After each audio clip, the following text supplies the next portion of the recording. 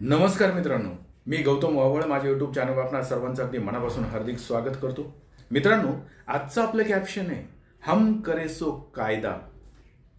आता नेहमीप्रमाणे तुमच्या मनामध्ये प्रश्न निर्माण होत असतील तर त्या सर्व प्रश्नांची उत्तरं आपल्याला व्हिडिओमध्ये बघायची आहेत.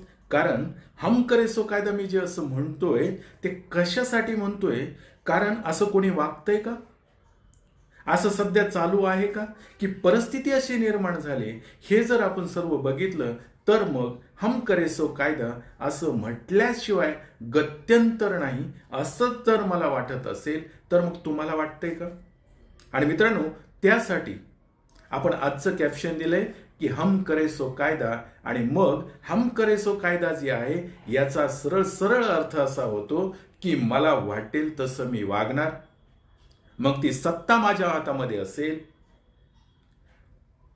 प्रशासन माझ्या हातामध्ये असेल, सर्व स्वायत्त संस्था माझ्या हातामध्ये असतील, जनतेने मला कौल दिला म्हणून आता मी माझी मनमानी करणार, असं जर असेल तर कायद्याची तोडफोड, कायद्याचा बट्ट्याबोळ, मनमानी कारभार अशी विविध नावं या गोष्टीला दिली जातात. आणि त्यालाच आपण हम करे सो कायदा, मग ती व्यक्ती असेल, तो पक्ष असेल, तो सत्ताधारी सत्तारूढ पक्ष असेल, कोणीही असो, आपण त्याला असंच म्हणतोय.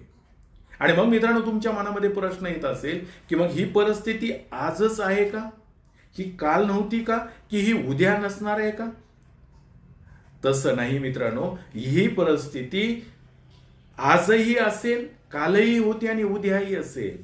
कारण मनुष्य प्राणी जो आहे त्या पद्धतीचा किंवा त्या विचारधारेचा असेल, अमानुष कृत्य करणारा असेल किंवा अविचारी माणसांच्या हातामध्ये जर सत्ता जात असेल, सर्व पक्षी यंत्रणा म्हणा किंवा सर्व सत्ताधारी यंत्रणा जर त्यांच्या हातामध्ये जात असेल तर असं घडणारच आहे. मग ते कालही घडत होतं, ते आजही घडणार आहे, ते उद्याही घडणार आहे. ती परिस्थिती अनुकूल या गोष्टी घडणार आहे.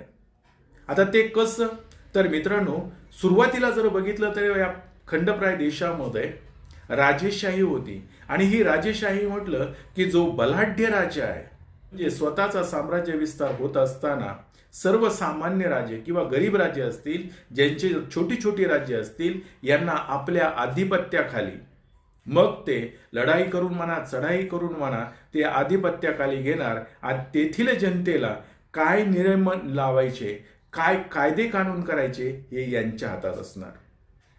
आणि म्हणजेच काय, तर त्या राजेशाही होती त्यावेळेस राज्यांच्या परिसीमा ज्या आहेत ह्या तलवारीच्या टोकावर तयार होत होत्या, असं म्हटलं तर वावगं होणार नाहीये.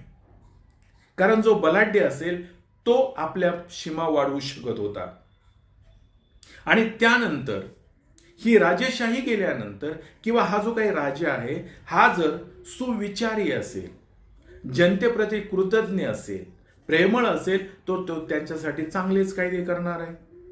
परंतु तो राजा जर अविचारी असेल, घमंडी असेल, तर त्याच्याकडून ही अपेक्षा करणं चुकीचंच आहे. परंतु मित्रांनो, ही राजेशाही गेली आणि आपल्याकडे भारत देशाने लोकशाही स्वीकारली. म्हणजेच राणीच्या पोटी राजा जन्माला यायचा, तो आत्ता भारत देशाने लोकशाही स्वीकारल्यानंतर मतपेटीच्या रूपातून राजा जन्माला यायला लागला. म्हणजे काय, तर भारत देशाने जी लोकशाही स्वीकारली ती लोकशाही म्हणजे लोकांचं राज्य. लोकांनी ठरवायचंय की राज्य कोणाच्या ताब्यात चालवायला द्यायचं, कारण लोकही मालक आहेत. आणि जी काही सत्ताधारी आता बनतायत, मग ते पक्ष असेल, व्यक्ती असेल, हे ऍक्च्युली नोकर आहेत. जशी प्रशासकीय व्यवस्था आहे, जसं प्रांत आहे, कलेक्टर आहेत, तहसीलदार आहेत, ही प्रशासनातली मंडळी, ही जी नोकर आहेत प्रशासनातली, तशी जी 5 वर्षांनी निवडून येणारी मंडळी आहेत, ही सुद्धा 5 वर्षासाठी जनतेची नोकर आहेत. कारण जनता ठरवते कोणाला मालक बनवायचं. आणि पण ही नोकर असलेली मंडळी ही मालक होत आहेत आणि मालक असल्याचा आव आणतायत आणि जनतेला यांच्या मागे पळवतायत अशी परिस्थिती निर्माण झाली आहे. म्हणजे जनतेला आपण मालक आहोत हेच कळत नाहीये. ही मंडळी 5 वर्षातून एकदा हात जोडत येत आहेत आणि आपल्याला मतदान यांचं मिळालं की मग पुन्हा जनतेवर अन्याय अत्याचार करायला ही मंडळी मोकळे झाली आहेत. मित्रांनो, तुम्ही म्हणाल खरंच परिस्थिती अशी आहे का? आहे की नाही?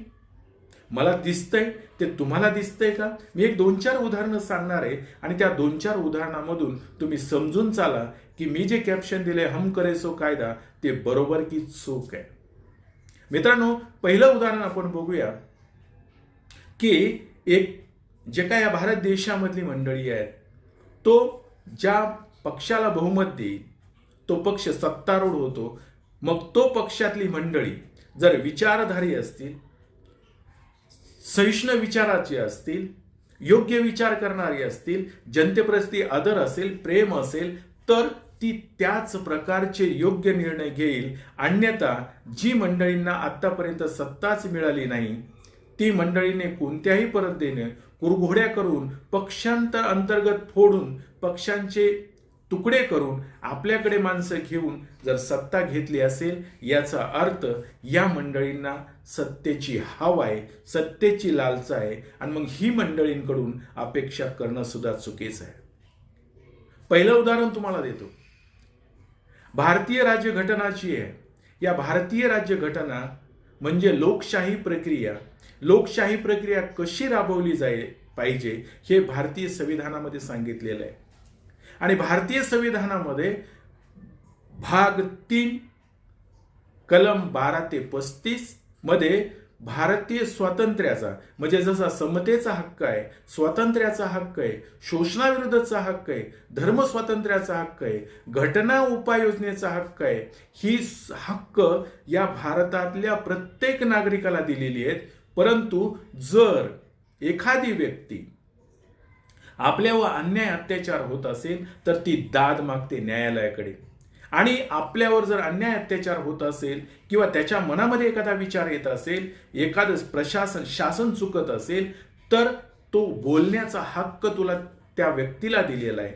त्याला स्वातंत्र्याचा हक्क म्हणतात. आणि कलम 19 सांगतं की अभिव्यक्ती स्वातंत्र्य आहे. माझ्या मनामध्ये आलेले विचार मी मांडणं याला अभिव्यक्ती स्वातंत्र्य म्हटलं जातं. आणि ह्या अभिव्यक्ती स्वातंत्र्यामध्ये त्याने त्याचे विचार मांडायचे. लोकांनी तो विचार प्रशासनापुढे शासनापुढे मांडण्यासाठी एकत्र जमायचे. हा त्याचा मूलभूत अधिकार असताना सुद्धा या महाराष्ट्रामध्ये असलेलं शासन जर काही मंडळी स्वतःला काही मागणी करत असतील प्रशासनाकडं तर ती मागणी दाबण्यासाठी किंवा दडपून टाकण्यासाठी त्या लोकांच्या अभिव्यक्ती स्वातंत्र्यावर गदा आणत असतील तर याला दुसरं काय म्हणायचं? महाराष्ट्रामध्ये 31% मराठा समाज आहे आणि या 31% मराठा समाजाने जालना येथील अंतरवली सराटीमध्ये आम्हाला आरक्षण मिळावं म्हणून उपोषण केलं. त्या ठिकाणी आंदोलन केलं. शांत बसलेली मंडळी, कुठेही हिंसाचार नाही, कुठेही दंगल नाही. असं असतानाही तेथील मंडळीवर अन्याय अत्याचार करणारे हे शासन बघा.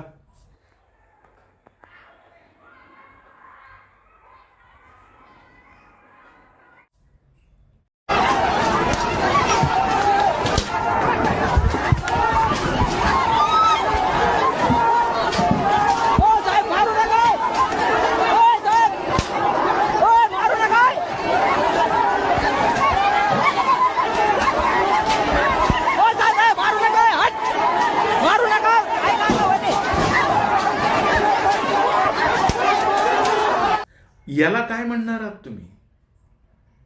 अभिव्यक्ती स्वातंत्र्यावर त्यांच्या गदा येते.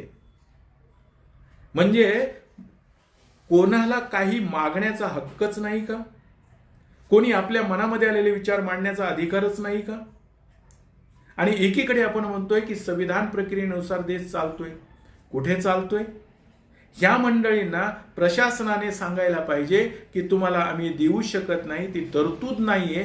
परंतु त्याच्यावर पोलिसांनी लाठीचार्ज करणं म्हणजे भारत देश जो आहे आपला यामध्ये असलेल्या स्वायत्त संस्था आहेत त्यांचा वापर करणं म्हणजे पोलीस बळाचा वापर करून सर्वसामान्य जनतेवर अन्याय करणं, याला स्वातंत्र्याची गळचेपी म्हणायचं तर काय म्हणायचंय? एवढंच की काय मित्रांनो, परंतु जर आपला पक्ष मोठा करायचा असेल तर दुसऱ्या पक्षाची तोडफोड करणं. संविधानिक प्रक्रिया सांगते प्रत्येक पक्षाने आपापला अजेंडा मांडायचा आहे, प्रत्येक पक्षाची विचारधारा असली पाहिजे, नियमावली असली पाहिजे, जनतेपुढे जायचंय, आपले विचार मांडायचे. जनतेने त्यांना जर बहुमत दिलं तर त्यांना सत्ता भोगायला मिळेल. परंतु समोरच्याला कमजोर करण्याच्या उद्देशानं त्यांचे पक्ष फोडायचे, आपल्याकडे घ्यायचे आणि ते तसे येत नसतील तर मग काही युक्त्या वापरायच्या. हेच महाराष्ट्राचे शहेनशाह किंवा त्याला देशातले आपल्या भारत देशाचे महामहिम ज्याला म्हटलं जाते ते काय म्हणतायत ऐका. की बात करूं तो एनसीपी पर भी करीब करीब 70,000 करोड़ रुपए के घोटालों का आरोप है. इन पार्टियों के घोटालों का मीटर कभी डाउन ही नहीं होता. आरोप करतायत आणि आरोप झाल्यानंतर तो व्यक्ती यांच्या पक्षामध्ये सामील होतो, सत्तेमध्ये सहभागी होतो, मग त्या आरोपाचं काय होतं? काहीच होत नाही. महाराष्ट्राचे महामहिम काय म्हणतायत ऐका. महाराष्ट्रामध्ये जो सिंचनाचा घोटाळा अजित पवारांनी केला तो असाच केला. धरणं केवळ कागदावर आहे आणि 100% तिजोरीमध्ये गेले. शेतकऱ्याच्या शेतीला पण नाही, कुठल्याच पक्षाने नाही, कुठल्याच पक्षाने संघर्ष केलेला नाही. एनसीपीसी संघर्ष आम्हीच केलाय, आम्हीच करत राहू.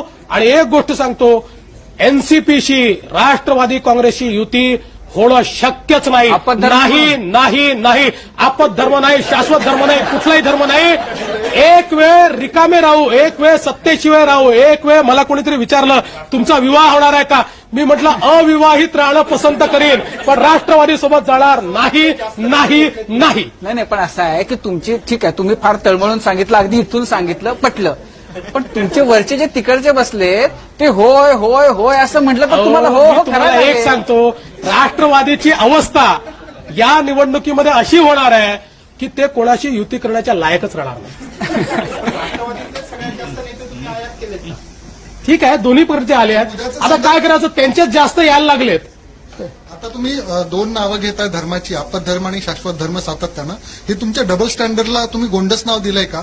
हा. आणि जर समजा उद्या, म्हणजे अशक्य कुठली गोष्ट आहे, समजा अजित पवार जर उद्या भाजपमध्ये आले तर सिंचन घोटाळा महाराष्ट्रात झालाच नव्हता असं तुम्ही म्हणणार? जसं शीतळ समितीच्या रिपोर्ट नंतर मुख्यमंत्र्यांनी उपमुख्यमंत्र्यांनी म्हटलं की कुठला घोटाळाच नाही आहे, किंवा आदर्शचा घोटाळा समोर आल्यानंतर त्यांनी सांगितलं की घोटाळाच झाला नाही आहे. अशा मानसिकतेचे आम्ही नाही. एक गोष्ट लक्षात घ्या, अजित पवारांना भाजपमध्ये स्थान नाही, कुठल्याही परिस्थितीत नाही, आणि ते येणारही नाही. हो, ते काय आमच्याकडे येणार आहेत? कशा करता तुम्ही उगीच त्यांना आपलं आणि म्हणजे एक गोष्ट तुम्हाला सांगतो, कुठलेही डबल स्टँडर्ड्स नाही. शेवटी पॉलिटिकल स्ट्रॅटेजीचा भाग म्हणून काही गोष्टी केल्या असल्या तरी देखील सांगतो, भारतीय जनता पार्टी आपल्या मूळ विचारापासून कधी दूर जाणार नाही. हा जो सिंचन घोटाळा आहे, या सिंचन घोटाळ्याची चौकशी आमचं सरकार पूर्ण करेल आणि याच्यातले जे जे दोषी असतील, जे जे कुठले असतो, राष्ट्रवादीचे असो, इतर कुठल्या पक्षाचे असो, एखादा आमच्याशी संबंधित असो, प्रत्येक व्यक्तीवर त्या ठिकाणी कारवाई होईलच. आम्ही घेणार नाही, काही करणार नाही. परंतु ते जर आमच्याकडे आले म्हणजे सगळ्या बाजूनं परिस्थिती निर्माण करायची की तो माणूस आपल्याकडे आला पाहिजे. आणि करायचं काय तर ईडी असेल, सीबीआय असेल, पोलीस बळाचा वापर करायचा, त्यांना त्रास द्यायचा, आणि ते आपल्याकडे आले की क्लीन होऊन जातात. म्हणजे एका बाजूला जनतेला दिलेली आश्वासनं, जनतेसमोर केलेलं भाषण, अजित दादा चक्की fishing fishing fishing and pissing fishing and pissing घोटाळ्यामध्ये अजितदादांची अवस्था आम्ही काय करणार? आमचे नाथाभाऊ खडसेंच्या भाषेत सांगायचं झालं तर आमचं सरकार आल्यानंतर अजितदादा चक्की पिसिंग पिसिंग पिसिंग अँड पिसिंग. जनतेसमोर मांडलेले प्रश्न असतील किंवा त्यांनी त्यांच्यावर केलेले आरोप असतील, हे यांच्या गोटात आले की ते समाप्त होत आहेत. म्हणजे अगोदर जर खरेच हे गुन्हेगार असतील, आपण म्हणतो ना गुन्हेगाराला शिक्षा झाली पाहिजे. जर यांच्यावर खरंच भ्रष्टाचाराचा आरोप असेल तर मग त्यांना शिक्षा व्हायला पाहिजे. परंतु ते दुसऱ्या गोठात असताना मग त्यांना शिक्षा होणार आणि ते आमच्या गोठात आले की मग तर त्यांना शिक्षा होणार नाही. तो मुद्दाच गायब केला जाणार, तो मुद्दा परत चर्चेलाच घेतला जाणार नाही. याला तुम्ही काय म्हणणार? हम करे सो कायदा, आम्हाला वाटेल तसं आम्ही वागू, आम्हाला पाहिजे ते कायदे करू किंवा आम्हाला पाहिजे ते प्रशासन आम्ही चालू, तशा पद्धतीने चालू. जनतेने यामध्ये बोलायचं नाही. खोटं वाटतंय? दोनों सदमे में गए, प्रेशर में आए, उनका चेहरा उस वक्त देखने लायक था, लेकिन बीजेपी में चले गए. प्रफुल्ल भाई पटेल की प्रॉपर्टी मुक्त हो गई, मनी लॉन्ड्रिंग का धब्बा निकाल दिया, वॉशिंग मशीन में डाल दिया, 300 करोड़ की प्रॉपर्टी फ्री कर दी. अजीत दादा पवार कल शपथ ली बीजेपी के साथ मोदी जी के उपस्थिति में. जिस मोदी जी ने अजीत दादा पवार के ऊपर 70,000 करोड़ घोटाले का आरोप किया था, सिंचन घोटाला, और उसी पैसे से ये प्रॉपर्टी लिया, ऐसा आरोप था उनके ऊपर. अब 2 या 3 दिन में ईडी इनकम टैक्स ने उनकी प्रॉपर्टी क्लियर कर दी. बीजेपी में आइए, हमसे हाथ मिलाइए और जो काला धन है सफेद करिए. चला पुढचं उदाहरण बघूया. यांनी शपथ घेतल्यानंतर त्यांना एक मोठा आता दिलासा मिळालाय. अजित पवार यांच्याशी संबंधित कारखान्याच्या मालमत्तेवर टाच आणण्याचा आदेश दिल्लीतील लवादाने रद्द केल्याची माहिती आहे. अजित पवार यांनी 5 नोव्हेंबरला 6व्यांदा राज्याचे उपमुख्यमंत्री म्हणून शपथ घेतली. त्यानंतर लगेचच त्यांना हा एक मोठा दिलासा मिळालाय. दिल्लीतील बेनामी मालमत्ता व्यवहार प्रतिबंधक लवादानं अजित पवारांच्या मालमत्ता जप्तीचा आदेश रद्द केलाय. त्यांच्यासह त्यांच्या नातेवाईकांच्या शेकडो कोटींच्या मालमत्ता यामुळे त्यांना परत मिळणार आहेत. काय आहे हे अजित पवार यांना 1,000 कोटीची त्यांची मालमत्ता परत देण्यात आली आहे अशी जी बातमी आज माध्यमांपुढे आली, खरंच सांगते तळपायच्या मस्त. आपण मित्रांनो, आताच लोकसभेची इलेक्शन झाली, त्यानंतर विधानसभेची इलेक्शन झाली. विधानसभेच्या इलेक्शनमध्ये महायुतीला जो काही भरपूर मोठ्या प्रमाणामध्ये मतदान मिळालं, हे मतदान लोकशाही प्रक्रियेतून नाही असं महाराष्ट्रातील तमाम लोकांचं म्हणणं आहे. एवढंच की काय, परंतु ह्याच प्रक्रियेमध्ये जो काही सोलापूर जिल्ह्यातील माळशिरस तालुका आहे, त्या गावामधली एक मार्कडवाडी गाव आहे. या मंडळींचं म्हणणं आहे की आम्ही त्या ठिकाणी जे काही जानकर निवडून आलेत, उत्तमराव जानकर, या मंडळींनाच आम्ही एवढं मतदान दिलंय, परंतु आमचं मतदान गेलंय कुठं?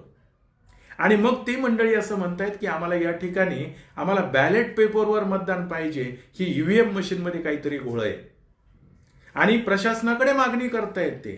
मग तहसीलदार असेल, प्रांत असेल, कलेक्टर असेल, यांचं प्रशासनामधील हे प्रमुख म्हणून, शासनाचे नोकर म्हणून यांनी त्या मंडळीला न्याय देणं किंवा त्यांचं म्हणणं काय ते ऐकून घेणं हे गरजेचं असताना, तेथे ज्या दिवशी ही मतदान प्रक्रिया राबवली जाते त्या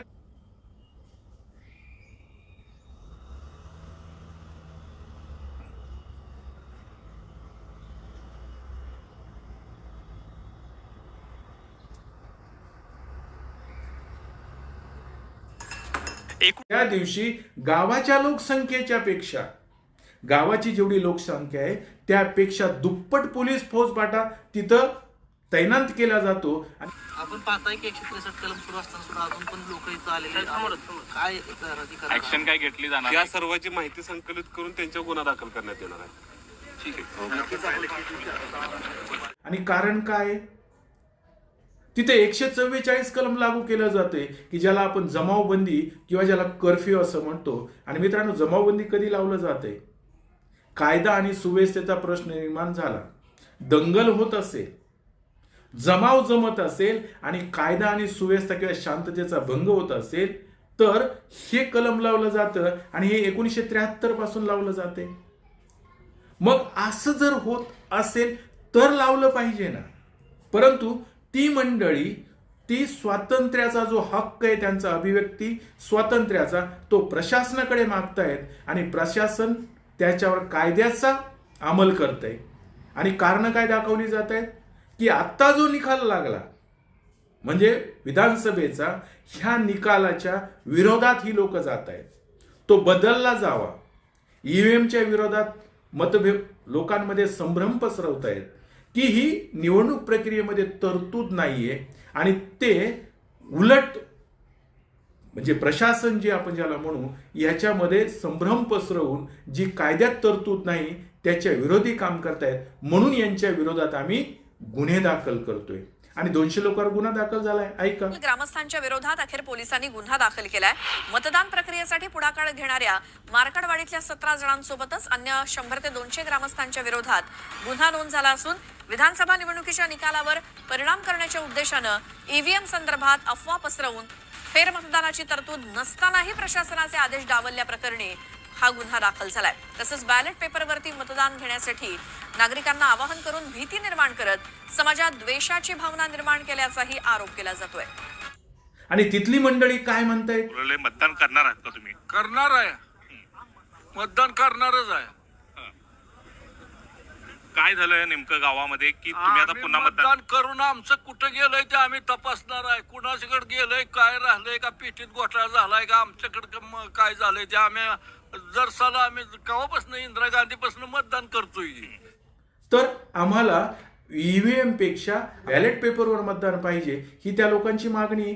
त्यासाठी त्यांनी स्वतंत्र यंत्रणा तयार केली तिथे. त्याला प्रशासनाने सपोर्ट करण्यापेक्षा किंवा त्यांच्या मनात असलेली शंका दूर करण्यापेक्षा पोलीस बळाचा वापर करून त्यांच्यावर जर अन्याय करत असतील, त्यांच्यावर गुन्हे दाखल करत असतील, याचा अर्थ काय होतो? मग ही संविधानिक प्रक्रिया आहे का? संविधान तर असं सांगते की जर एखाद्या माणसाला शंका असेल, म्हणजे जे काय मूलभूत हक्क दिलेत, ज्याला फंडामेंटल राईट्स म्हणतो, त्या मूलभूत हक्कावर जर गदा येत असेल तर त्याने कोर्टात जायचंय, न्याय मिळवायचा आहे. पण प्रशासनाने त्या अगोदर या मंडळीची समजूत काढायला पाहिजे. तर पोलीस प्रशासन तिथे येऊन त्यावर गुन्हे दाखल करतायत. करून त्यांच्या गुन्हा दाखल करण्यात येणार आहे. ठीक आहे. असं जर असेल आणि सरळ सरळ लोक काय म्हणतायत, आता संजय राऊत सारखे व्यक्ती काय म्हणतायत? प्रशासन मार्कडवाडी नावाच्या गावामध्ये लोकांनी ठरवलं की आपण बॅलेटवर मतदान करून आमच्या गावाचा कौल काय आहे हे निवडणूक आयोगाला दाखवायचं. मग जर ही घटना घडत असेल तर ही स्वातंत्र्याची, त्यांच्या अभिव्यक्ती स्वातंत्र्याची गळचेपी आहे की नाही? एवढंच की काय, पण मंगळवारी परभणीमध्ये एक घटना घडते की बाबासाहेबांच्या जे संविधानची प्रतिमा आहे किंवा संविधानचं आहे त्याच्यावर जी काच लावलेली होती, एका माथे फिरून असं म्हटलं जाते की ती तोडफोड केली आणि त्यामुळं परभणीमध्ये बंद पाळला गेला. उत्स्फूर्तपणे लोकांनी बाहेर येऊन थोडा ती जी ऍक्शन झाली संविधानाच्या पुस्तकात छाड करण्याची, त्याला रिएक्शन म्हणून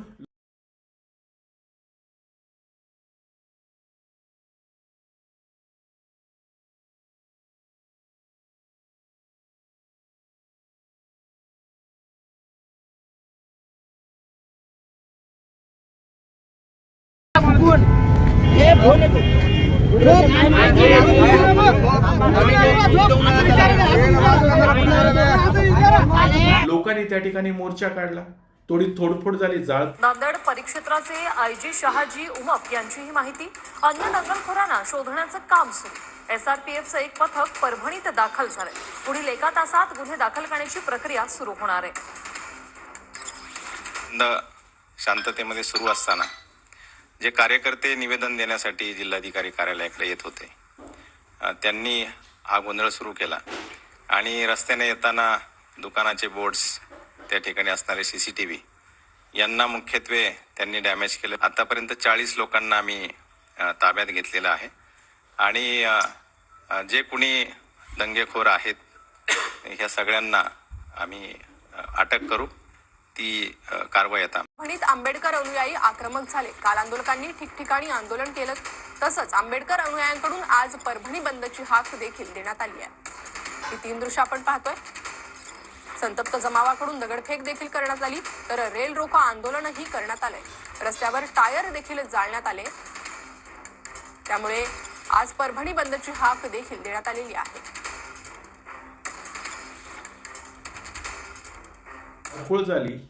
मग पोलिसांचं कर्तव्य काय आहे की जी दंगल होत असेल ती दंगल थांबवणं, तेथील लोकांना शांत करणं. त्यांनी रिॲक्शन कशावर दिली तर संविधानिक जे पुस्तक आहे, संविधानची प्रतिमा आहे त्याची तोडफोड केली म्हणून रिॲक्शन दिली. तर ज्या मंडळींनी ते केले त्यांना पकडणं, त्याच्या मागे कोण आहेत किंवा कोणी असं घडवलंय हे शोधून काढणं हे पोलिसांचं काम. पण पोलिसांनी काय केले, जे रिॲक्शन देत आहेत त्यांच्यावर गुन्हे दाखल करायला चालू केलं, धडपकड चालू करायचं प्रकार चालू केला आणि तेथे असलेल्या लोकांवर गुन्हे दाखल करायला चालू केलं की ज्याला तुम्ही कोम्बिंग ऑपरेशन असं म्हणता.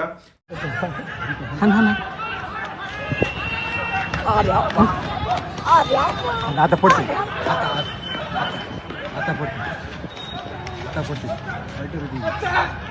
बचा म्हणायला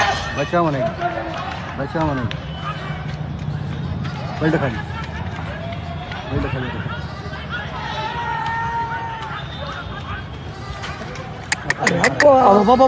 व्हिडिओ पाहिजे बरं मला. ते व्हिडिओ पाठवतो तुम्ही.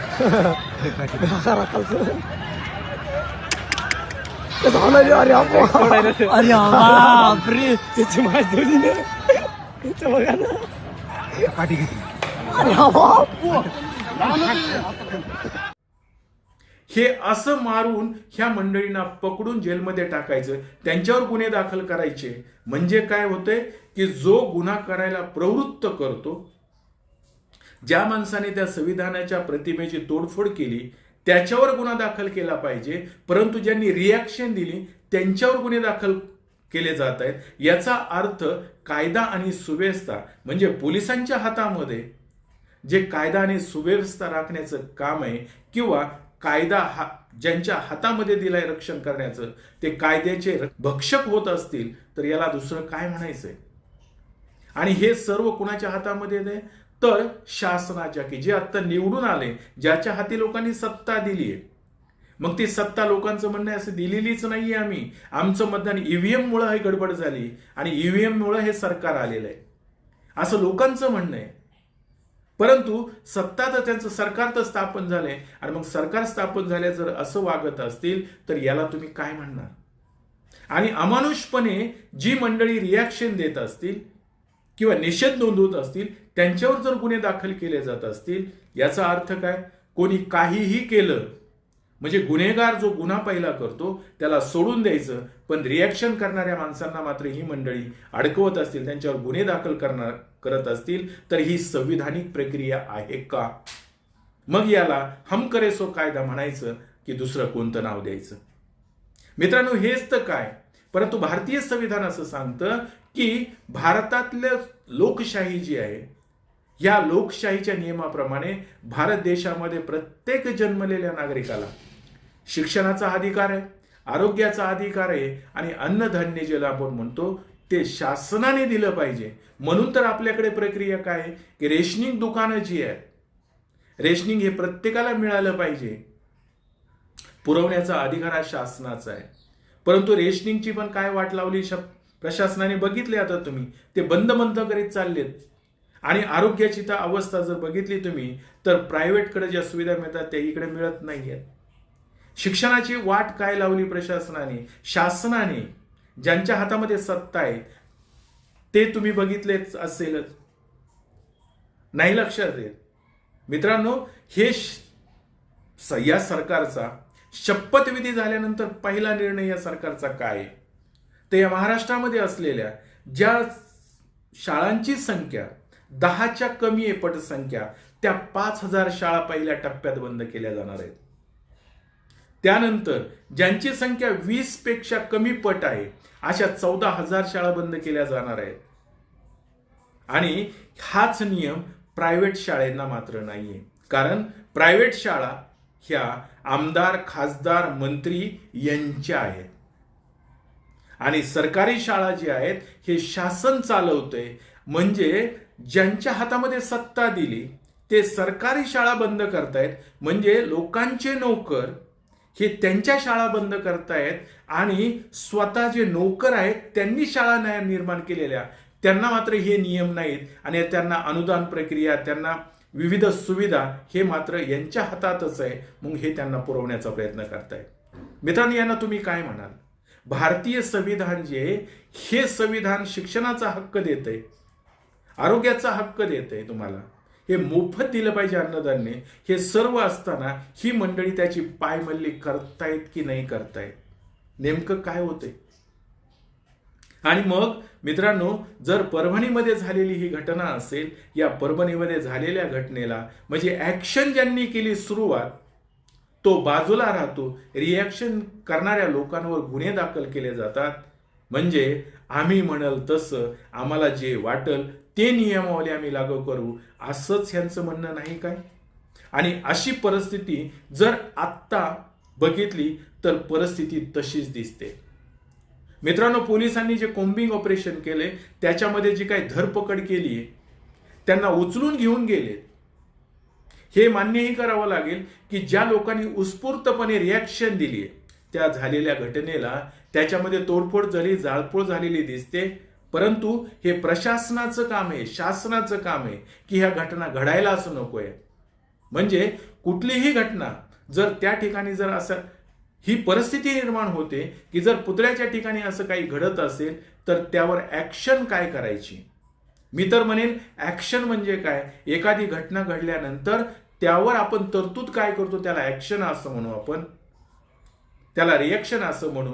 परंतु ती घटनाच घडू नये, कारण अशा विविध घटना घडत आहेत. ती घटनाच घडू नये याच्यासाठी प्रोएक्टिव्ह ऍक्शन काहीतरी असली पाहिजे आणि ते प्रशासन करताना दिसत नाहीये. आणि हीच पोलीस मंडळी, जी काही मंडळी सापडतील, मग तो त्यामध्ये होता नव्हता त्याचा कुठलाही विचार न करता फक्त तो जर त्या कम्युनिटीचा असेल, त्या विचारधारेचा असेल, तर मग त्याला कशा पद्धतीनं छळतायत बघा.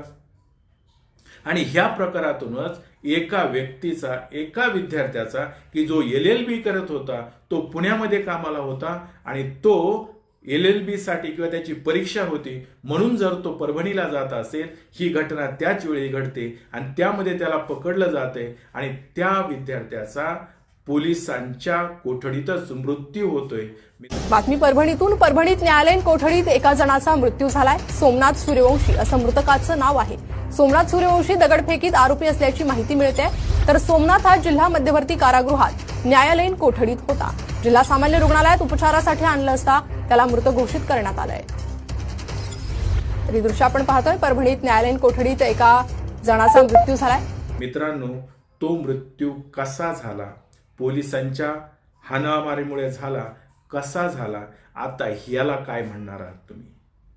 आणि ह्या जर अशा विविध घटना घडत असतील, ऍक्शन का झाली, तोडफोड झाली, परंतु त्याची रिॲक्शन काय झाली, तर लोकांनी मोर्चा काढला, आंदोलनं केली, निषेध केला, बंद पाळला आणि पोलिसांनी ऍक्शन काय केली, ते सर्व शांत करण्यापेक्षा लोकांना पकडणे, कारण तुम्ही आवाज करायचा नाही, त्यांचा गळा घोटला जातोय, गळा दाबला जातोय आणि मग काही निरपराध माणसांचे बळी सुद्धा घेतले जात आहेत.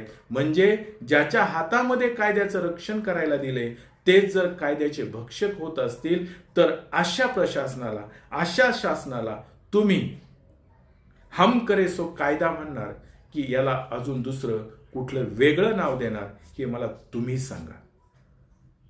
आणि ही एकच घटना नाही, या 2-4 घटना फक्त मी तुमच्या समोर मांडल्यात आणि त्यातून तुमच्या लक्षात येत असेल की ही परिस्थिती या महाराष्ट्रामध्ये आहे की नाही, परिस्थिती दिसते की नाही आणि मग याला जबाबदार कोण आहे? या कायद्याचे रक्षक भक्षकच होत आहेत का?